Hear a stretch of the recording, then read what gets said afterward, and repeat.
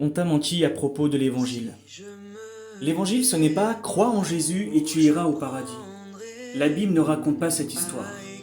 Elle parle d'un royaume, d'un roi et d'un peuple.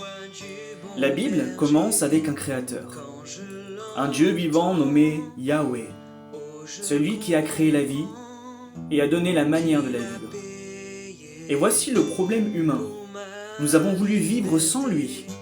Nous avons décidé nous-mêmes de ce qui est bien et de ce qui est mal. Nous avons rejeté ses instructions. La Bible appelle ça le péché. Et selon la Bible, le péché, c'est simple. Désobéir à la Torah, la loi de Yahweh. Résultat, le monde est brisé. L'homme est brisé. La création est brisée. La création est condamnée. Mais Yahweh n'a pas abandonné l'humanité. Il a choisi un peuple, Israël. Pas parce qu'ils étaient meilleurs, mais pour montrer au monde comment vivre avec Dieu. Il leur a donné la Torah. Pas comme une prison, mais comme une lumière. Et il a fait une promesse. Il a dit « Je ferai une nouvelle alliance avec la maison d'Israël.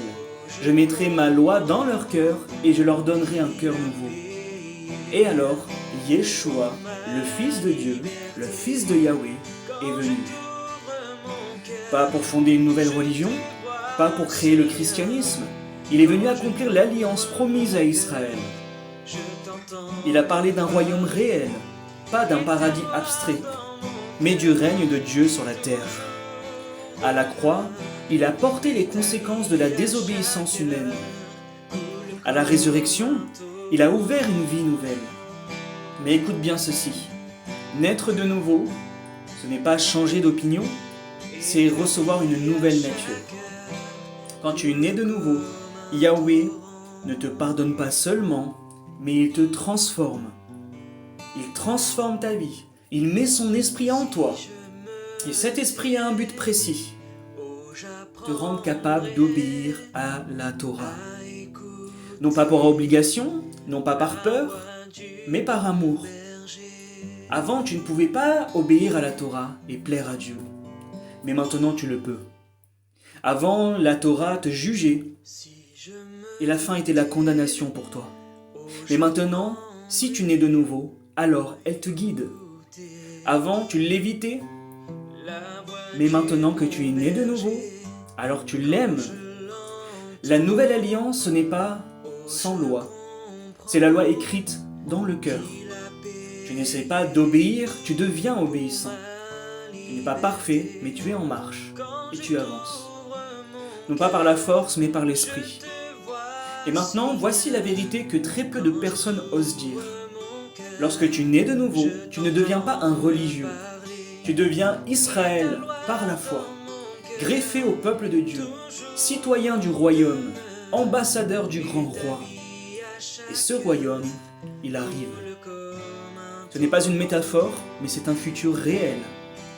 Yeshua revient bientôt, dans très peu de temps. Israël sera restauré, le monde sera jugé, et Yahweh régnera.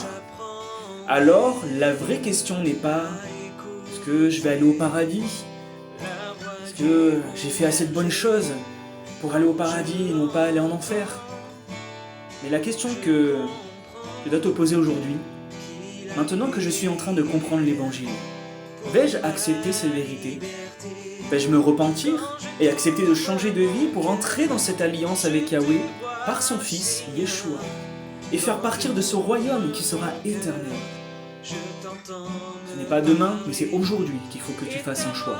Parce que demain, tu ne sais pas si tu seras encore là.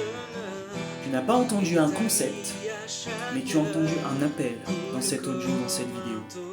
Repens-toi, entre dans l'alliance, reçois l'esprit de Yahweh, marche dans la Torah et vis pour le royaume. Sois béni.